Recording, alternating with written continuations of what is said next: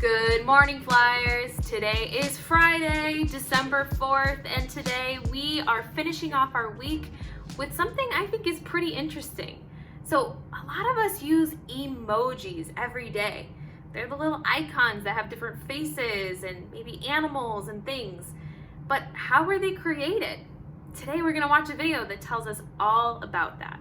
That's the thing. Emojis were created? You might not have thought about that before, but just like a lot of things in our lives, emojis didn't always exist. They weren't always a thing. Someone had to create them. So who created them and why?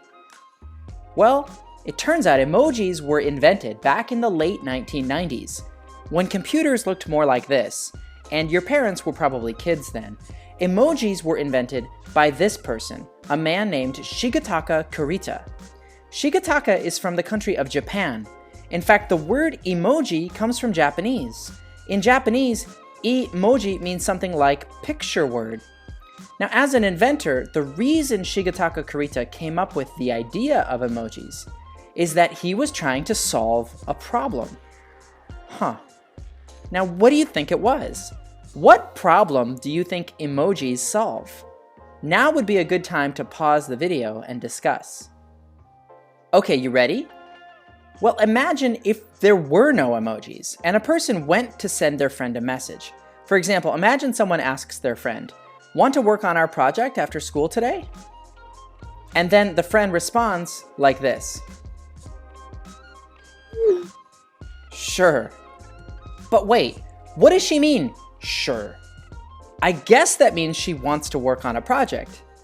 Think about it though. Does she mean sure, like she's excited about it? Or sure, like she's not really wanting to do this?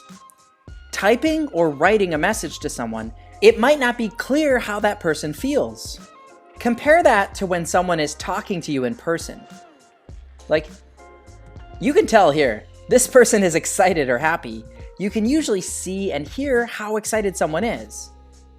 But when you write or type something, you can't hear someone's voice, and you can't see their face. So Shigetaka Kurita invented emojis to solve this problem. Emojis help people share how they're feeling when writing or typing. Another name for that is what we call tone. Tone isn't what you're saying, but how you're saying it. When you're speaking, you give tone to your words by doing things like changing your voice and your facial expressions. You do things like smiling to show you're happy about something, or maybe doing this when you're nervous about something, or frowning like this when you're mad. But when you're writing or typing, the tone can get lost. When someone reads what you wrote, they might hear your words in their head with a totally different tone than what you meant. Emojis help solve this problem. They can show how you're feeling. Like if you write sure and you include a smiley face emoji when you send it, then someone will know that you mean you're excited. And there are emojis for just about any feeling you have, like an emoji for when you feel shy, an emoji for when you feel angry. There's even an emoji for those times that you're laughing so hard that you cry. And emojis have become really popular. When they were first invented, there were only 200 emojis, all of them really simple emojis in black and white.